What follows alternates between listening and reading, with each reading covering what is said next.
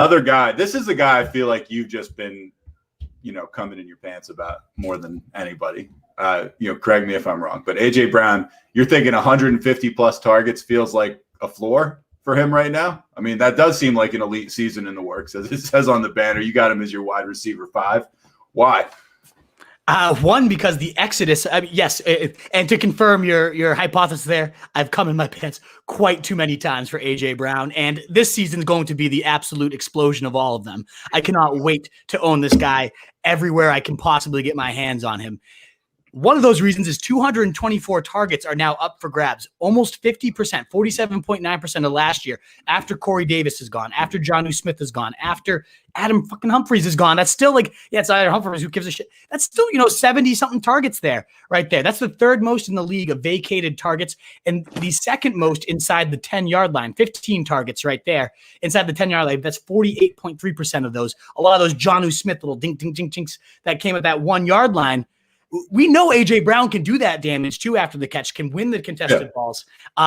Never mind the fact that all of this happened when he had surgery on both of his knees in the offseason. They said that they were considering shutting him down as early as week 2. So he was playing on 2 bum legs and still had a dominant season for the most part as a sophomore, nonetheless, too. So if you get a fully healthy guy with this completely wide open target share, when he has seen 9 or more targets, that's only happened disturbingly, criminally low 5 times, given how talented he is, how much he can tilt a game when he just gets the ball in his hand, whether he's knifing through the defense, whether he's going deep. He can do it all.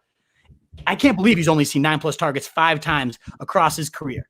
But his 16-game pace in this split, when he does see 9+ targets, 115 receptions, 1,792 yards, 16 touchdowns, 390 fantasy points, 24.4 points per game.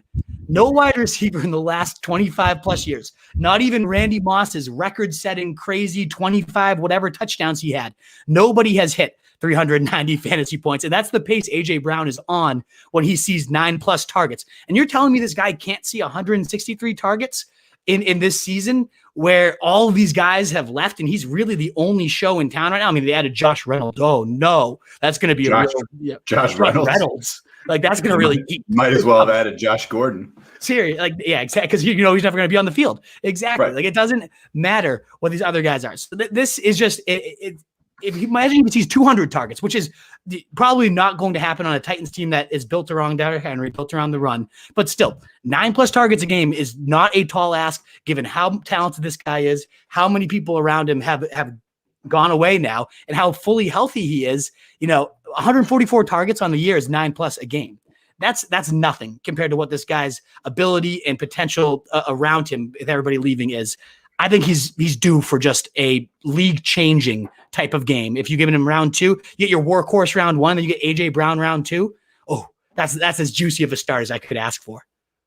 You like the Henry AJ Brown kind of Titan stack? Oh God, yeah. I would be all in on that if I could load up on those two. Maybe pick up Tannehill too. Yeah, right. Why not? Right? Because Tannehill. Yeah, I think I would full stack this offense. Now, I am a little bit nervous, right, with Arthur Smith leaving.